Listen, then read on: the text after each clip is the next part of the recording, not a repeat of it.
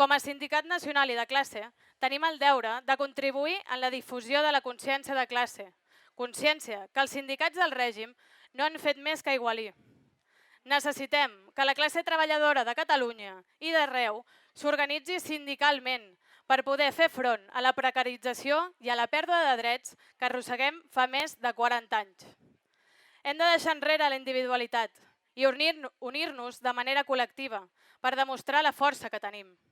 Podem aconseguir no perdre drets, podem aconseguir-ne de nous, podem fer front a la pujada de preus o reduir la bretxa de gènere, però tot això només pot passar si en som molts i moltes. A continuació, donarem pas als companys de les federacions de serveis privats, d'indústria i de serveis públics i de l'EINA, l'espai jove de la Intersindical. Sisplau, si podeu anar pujant. Vicenç Garcia, responsable de la Federació de Serveis Privats i treballador del Banc de Sabadell.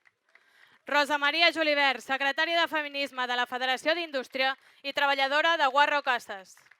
Àngels Torrent, coordinadora de Federació de Serveis Públics i coordinadora de la Federació de Serveis Públics i treballadora del Servei d'Ocupació de Catalunya.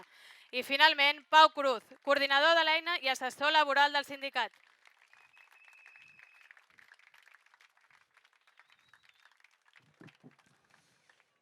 Bon dia, companyes, companys. Em toca enguany obrir els parlaments del 1 de maig. Una cita que la classe treballadora, que són tots els que no ens podem permetre viure sense treballar, no la podem integrar mai al calendari festiu. De cap manera, perquè el 1 de maig és una jornada de lluita, la principal fita pública que tenim els treballadors organitzats, que és el que som els sindicats compromesos i transformadors. El repte és majúscul, perquè el sistema econòmic, social, polític està dissenyat perquè ens preocupem constantment de les coses més bàsiques i no deixen temps per establir les estratègies, aliances i complicitats necessàries per generar l'embat que ens permeti capgirar la situació. Ens trobem tots lluitant contra la pèrdua del poder adquisitiu, davant d'uns preus disparats, especialment dels productes més bàsics, i un increment del cost financer de les hipoteques i uns lloguers absolutament lluny de la capacitat dels sous. Això, unit a l'estancament dels salaris, molts impactats per convenis sense mecanismes de correcció de la inflació, fan que moltes famílies ho estiguin passant malament, malgrat treballar. Als serveis privats es donen dues situacions sobre les que cal estar molt atentes. Per una banda, cal lluitar per aconseguir salaris dignes per tothom. Hi ha sectors tradicionalment maltractats, com les feines de cures i neteja, però a més, la nova contractació té cada cop condicions més precàries. Per això cal aconseguir que s'apliqui un salari mínim català, que ja fa anys valoràvem en 1.300 euros i ara segur que ja s'apropa als 1.500. L'altre focus és l'externalització, una via directa a la precarització, així com la facilitat de deslocalització que tenen certes tasques d'alguns dels nostres sectors. Però també la tendència a que el client s'ho faci tot és un altre dels focus de pèrdua de llocs de treball. Per això us demanem que mireu de comprar el comerç de proximitat arrelat al vostre poble o al vostre barri. Però hi ha espai per l'esperança. La Federació de Serveis Privats incrementem delegats on hi érem. Anem aconseguint delegats on no ens havíem presentat. I vull esmentar especialment el cas dels serveis centrals de bon preu, on malgrat la persecució sindical que hem patit per l'empresa, s'ha pogut fer llistes i guanyar les eleccions. I des d'aquí demanem una vegada més la readmissió dels companys acomiadats, readmissió de l'Aimar i readmissió d'en Laszlo. Compartim els reptes i els avenços amb el conjunt del sindicat, en tots els sectors productius, tant a les empreses privades com a les empreses públiques, tant als serveis privats com a la indústria, i els compartim perquè plantegem un sindicalisme de confrontació i de defensa dels interessos dels treballadors i treballadores des de la lluita en tots els fronts. Gràcies, Vicenç.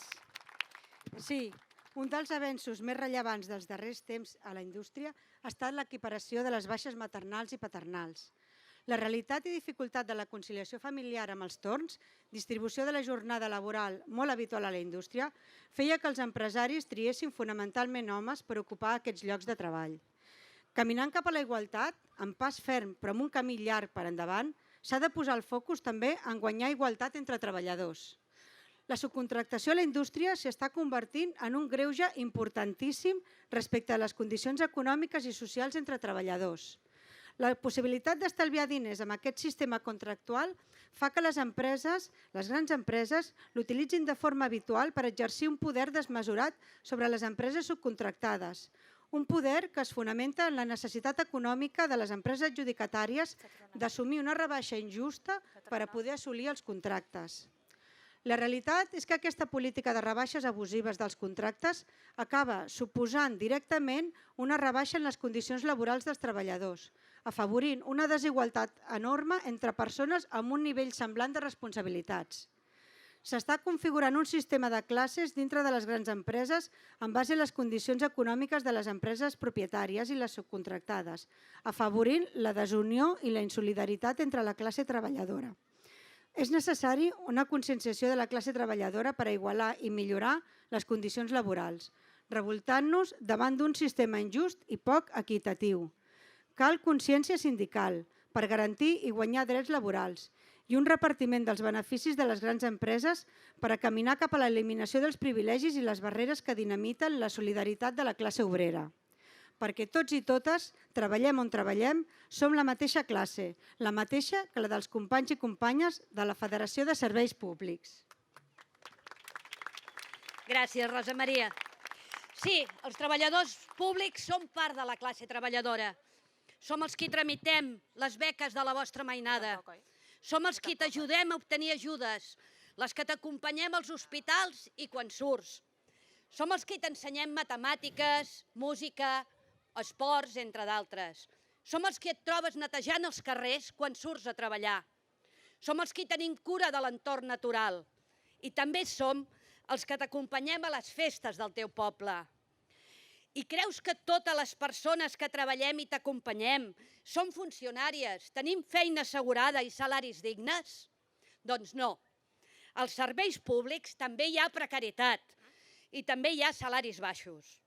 Les externalitzacions i les privatitzacions ens fan febles i repercuteixen en el servei a la ciutadania, com s'ha demostrat en les darreres oposicions de la Generalitat aquest dissabte. Un punyetero desastre.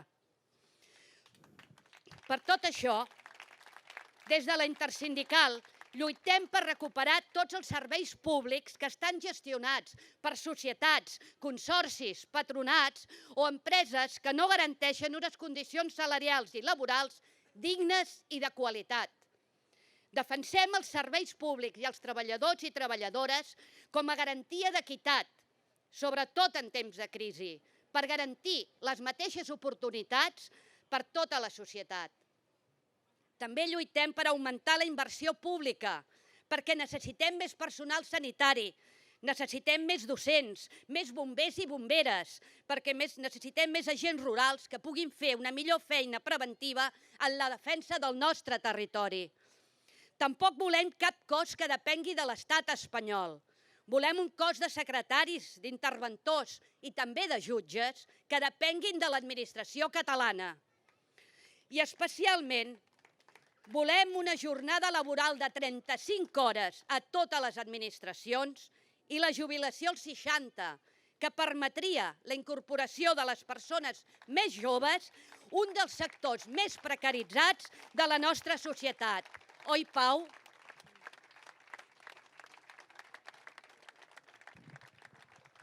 Gràcies, Àngels. Abans de començar per això, m'agradaria fer una petita menció a Francesc Layret perquè ahir no vam poder homenatjar-lo per culpa de la pluja i voldria fer aquesta petita referència a qui ens segueix guiant després del seu assassinat fa més de 100 anys. La joventut treballadora som la generació de les crisis. Vam néixer amb la crisi dels 90, hem crescut amb la crisi del 2008 i hem vist trencada la nostra joventut amb la crisi del 2020 i la pandèmia. Hem nascut, hem crescut i hem viscut de crisi en crisi. Som la generació que hem hagut de polititzar-nos entre derrotes, a l'ombra del neoliberalisme. La nostra realitat ha estat sempre la precarietat, en la qual ens trobem immersos i que transcendeix des de fa temps l'àmbit laboral. Ja no es tracta només de la incertesa de no trobar feina o de la inestabilitat de trobar feines que són temporals, precàries o en condicions d'explotació. La nostra precarietat avui en dia és biopolítica, afecta tots els aspectes de la nostra vida. Afecta l'educació, afecta l'habitatge, afecta la salut mental i afecta també la nostra participació política. A tall il·lustratiu només cito una dada i és que l'any 2007 el 32% dels joves estaven emancipats. Avui són el 17%. En 15 anys s'ha reduït a la meitat. Però això no ens ha d'arrossegar a un escenari de frustració. Hem de ser optimistes, tenim l'obligació de ser optimistes. Optimistes de la voluntat, optimistes dels que no creuen en il·lusions o en fantasies, sinó que es mouen i s'organitzen per millorar les condicions de vida de la classe treballadora.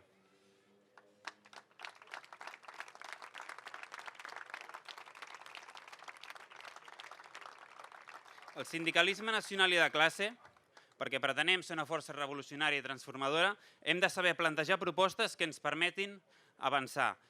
La primera, sense ser estrictament una proposta, és marcar-nos l'objectiu de ser hegemònics. Si no tenim l'hegemonia, si no tenim l'estructura i l'organització necessària, no podem defensar els interessos de la classe treballadora. I aquí tenim com a referents a Galícia i al País Basc, on sí que tenen un sindicalisme nacional i de classe hegemònic i que els permet marcar l'agenda i avançar en aquest sentit. Perquè no hi pot haver pau ni diàleg social si no disposem dels mitjans materials per una vida digna. Hem de defensar el sistema de protecció social dels treballadors. Prou reformes de les pensions que no ens permeten envellir en dignitat i prou reformes laborals que consoliden les polítiques neoliberals salvatges del PP i del PSOE, que volen l'acomiadament lliure i gratuït.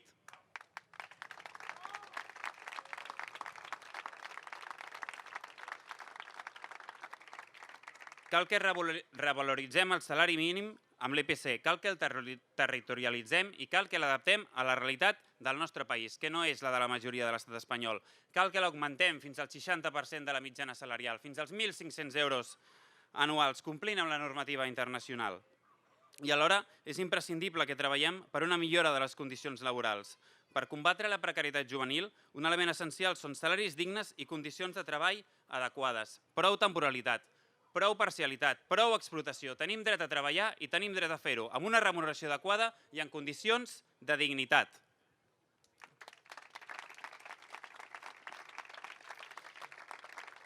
També és imprescindible apostar per un canvi del model productiu. Hem de fugir d'un model econòmic que es fonamenta sobre el turisme i les economies de plataforma. Hem de reindustrialitzar el país. Una política imprescindible per generar llocs de treball de qualitat, estables i que ens assegurin la nostra sobirania com a país. I alhora hem de defensar la llengua i en aquest àmbit resistir és vèncer. Hem de mantenir el català. Ho hem de fer a tot arreu, convertint-nos en referents lingüístics. La lluita per la llengua en tots els seus àmbits és una branca més del combat contra les forces que ens dominen, políticament, socialment, econòmicament i també nacionalment.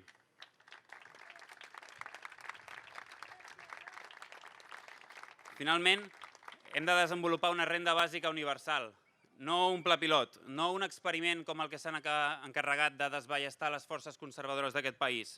No, una de veritat, un ingrés incondicional, periòdic i universal, que permeti l'existència en condicions de dignitat, perquè la primera llei social és aquella que assegura a tots els membres de la societat els mitjans per existir en condicions de dignitat. El fantasma segueix recorrent a Europa i no han aconseguit derrotar-lo. La lluita de classes continua i l'organització segueix sent motor de canvi social. Malgrat el sistema capitalista i els seus estralls, els sindicats combatius i de contrapoder seguim sent punta de llança en defensa dels interessos de la classe treballadora. M'agradaria, per acabar, com l'any passat, citar les paraules d'Antonio Gramsci. Instruïu-vos, perquè necessitarem tota la nostra intel·ligència. Emocioneu-vos, perquè necessitarem tot el nostre entusiasme. I organitzeu-vos, perquè necessitarem tota la nostra força. Moltes gràcies.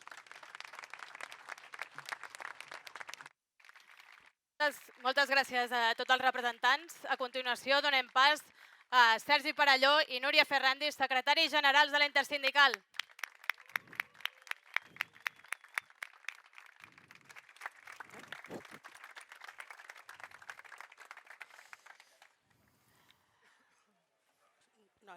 Gràcies, Pau. Gràcies, Anna.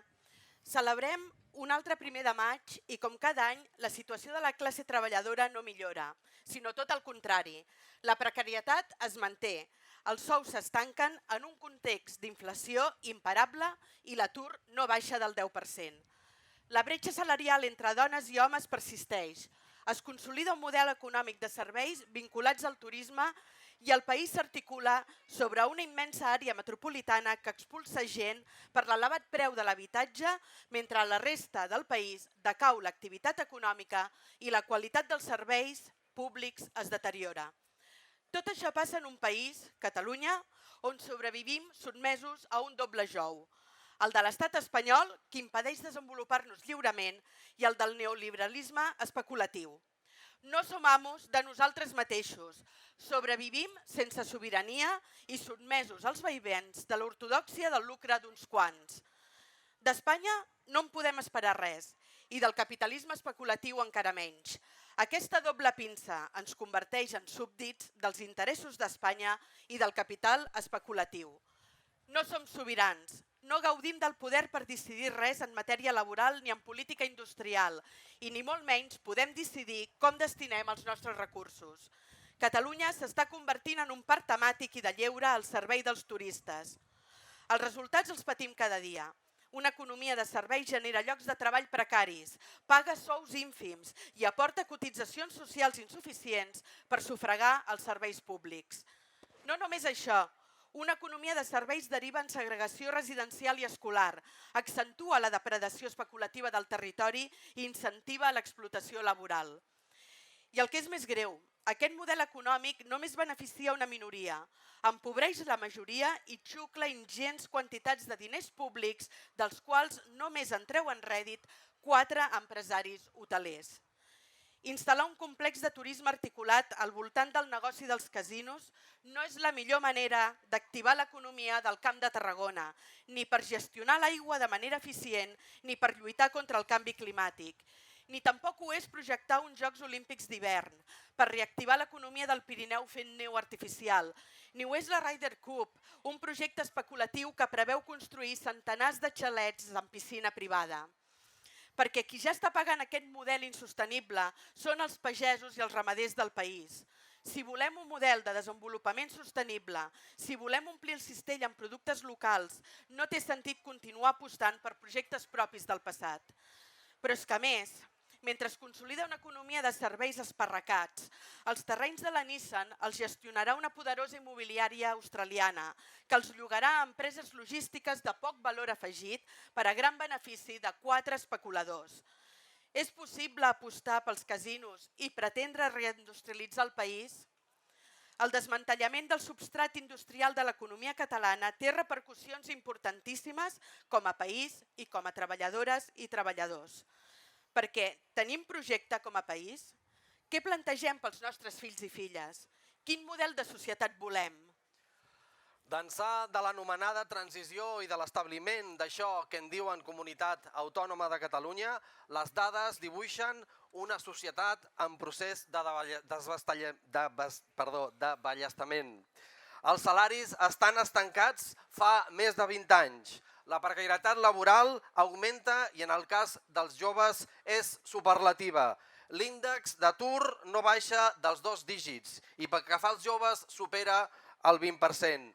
Gairebé 1/3 de la població catalana viu en risc de pobresa. L'índex d'abandonament escolar és del 15%, dels pitjors d'Europa. Unes dades que radiografien una societat més desigual, més precària i amb menys perspectives d'augmentar el benestar de cara al futur i que justifiquen del tot la necessitat de batallar per aconseguir la independència de Catalunya.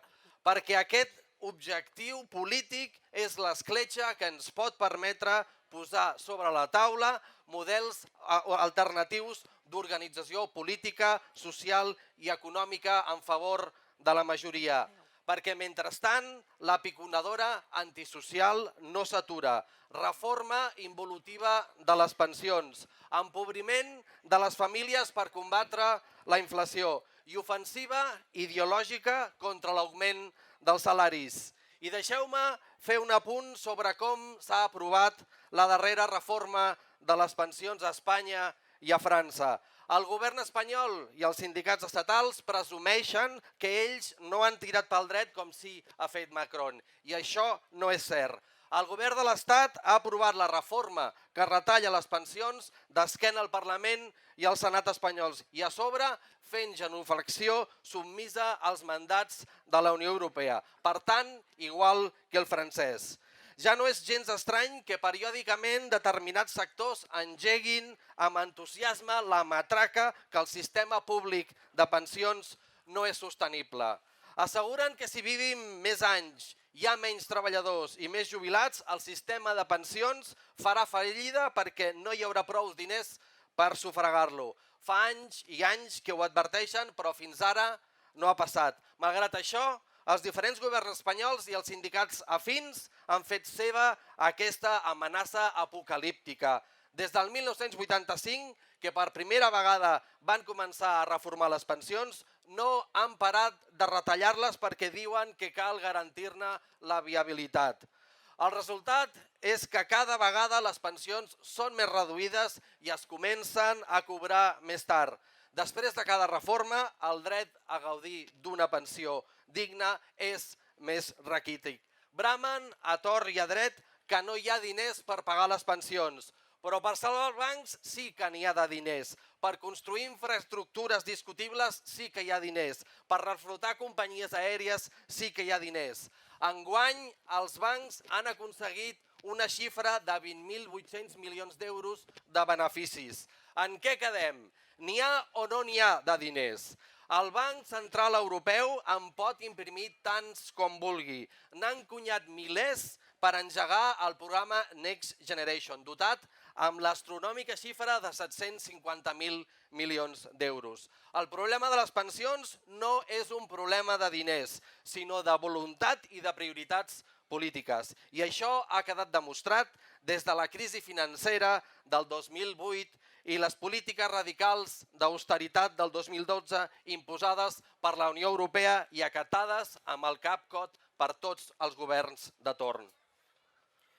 Unes polítiques d'austeritat que només perseguien beneficiar les elits i les oligarquies econòmiques i escanyar les classes populars que, com sempre, som les que paguem les crisis. L'augment dels interessos del Banc Central Europeu ho demostra amb claredat. Ja ens ho deia sense embuts el president de la Reserva Federal nord-americana. Lluitar contra la inflació apujant els interessos provocarà dolor a les famílies. Però els és igual. L'objectiu prioritari és aplacar la inflació encara que això suposi empobrir les famílies, dificultar l'accés a l'habitatge o incrementar l'atur. I en aquesta lògica neoliberal s'insereix la guerra ideològica contra l'augment dels salaris. La irrupció de la inflació, ara fa un any, ha anat acompanyada d'un desplegament narratiu per fer-ne culpable als salaris. La inflació que patim no és per un excés de demanda, sinó pels alts preus de l'energia, l'escassetat d'oferta i per l'avidesa de certs empresaris per no perdre quota de benefici. Malgrat aquesta evidència, els de sempre insisteixen que els salaris no poden augmentar, encara que només sigui per garantir-ne el poder adquisitiu. I això és també una batalla ideològica, una batalla del poder que hem de guanyar. Per això cal que estiguem organitzats, que fem front a les successives reformes laborals que han desvirtuat la negociació col·lectiva, que permeten l'acomiadament barat i que ens debiliten com a classe treballadora, unes reformes que són la porta oberta a la desaparició de l'economia productiva i la indústria del nostre país.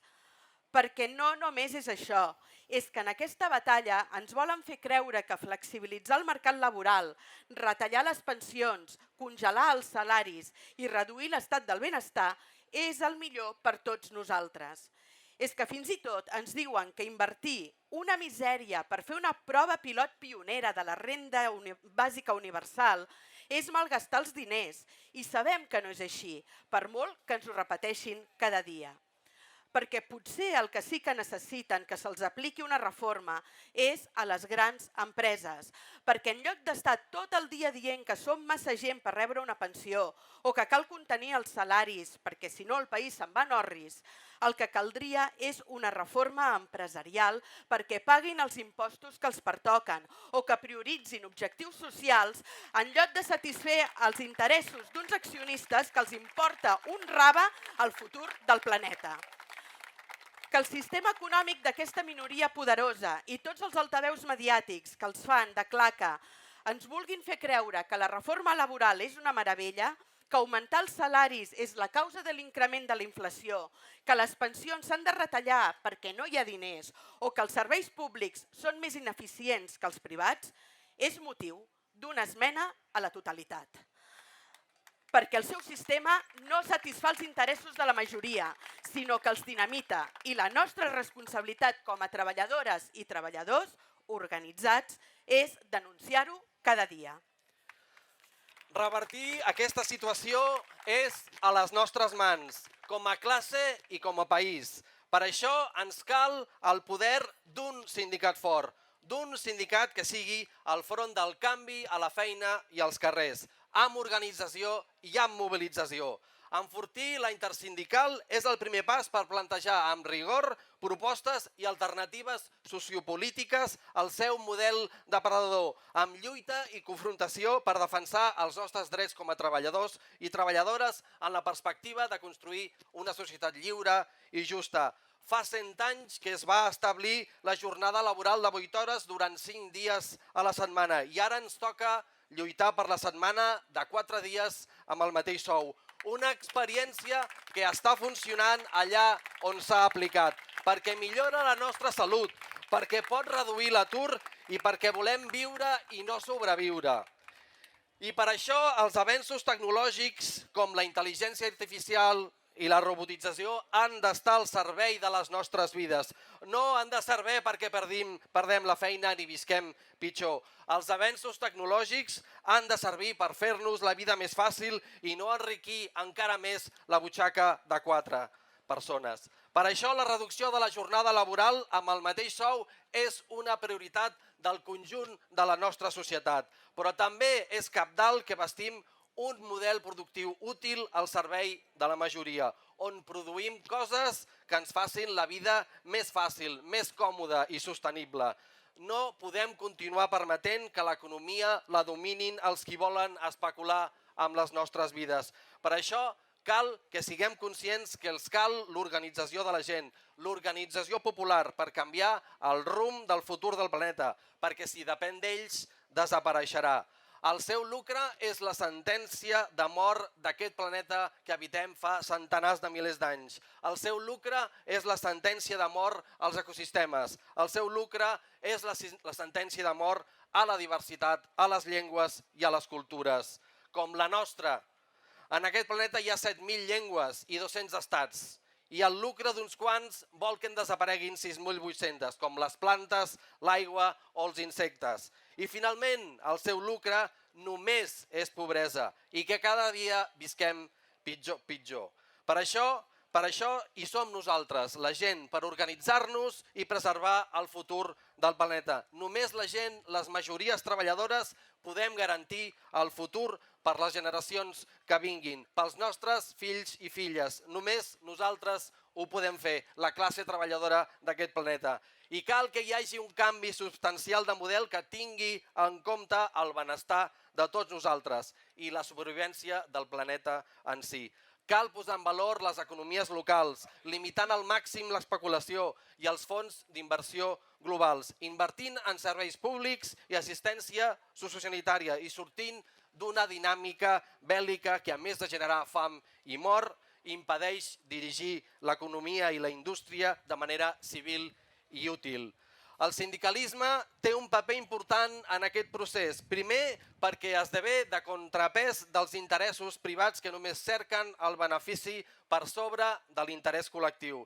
I segon, perquè permet crear vincles, aplegar gent i promoure els valors col·lectius davant l'individualisme i l'aïllament social. La intersindical és una d'aquestes eines col·lectives que ha d'ajudar a millorar les nostres vides. Per això sou aquí, tots i totes vosaltres, perquè creieu en aquesta eina popular que és el sindicalisme nacional i de classe de la intersindical. Una eina que als centres de treball ha de garantir i guanyar drets, perquè guanyar drets és canviar el model, i canviar el model és preservar aquest planeta. Un planeta menys egoista, un planeta per tothom.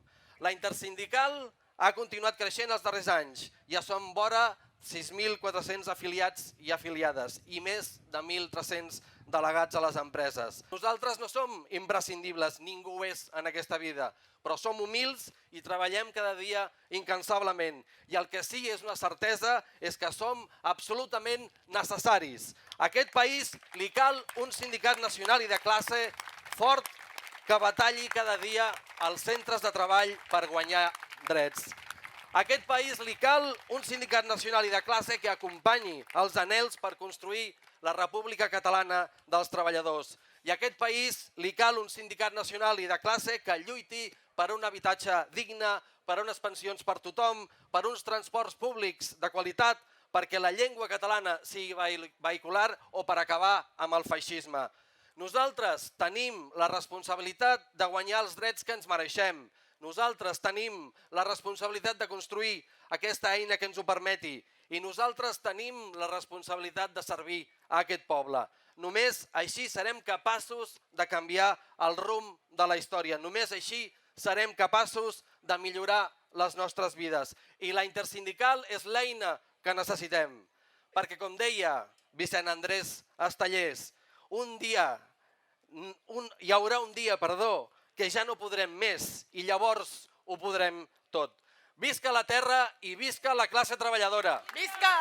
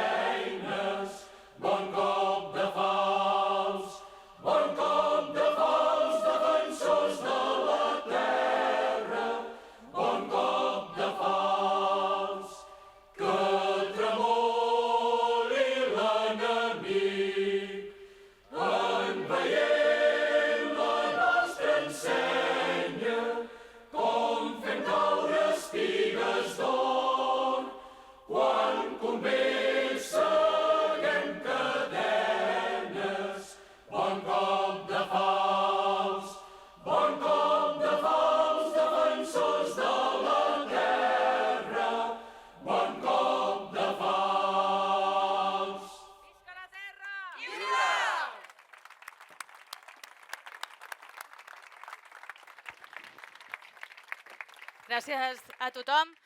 Finalment, volem fer una menció especial als represaliats. Sempre estarem al costat dels afiliats i afiliades represaliats per la llibertat del nostre poble, com els acusats de terrorisme del 23S, o els companys Jusan o en Marcel Vivet. Al costat de totes les persones represaliades de les organitzacions sindicals i moviments socials, denunciarem incansablement el caràcter repressió de l'estat espanyol.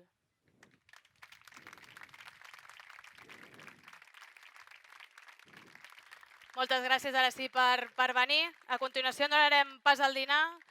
Darrere l'arbre podeu anar recollint els tiquets, així que com vosaltres vulgueu, i les banderes al costat de l'arbre, sisplau també. Moltes gràcies.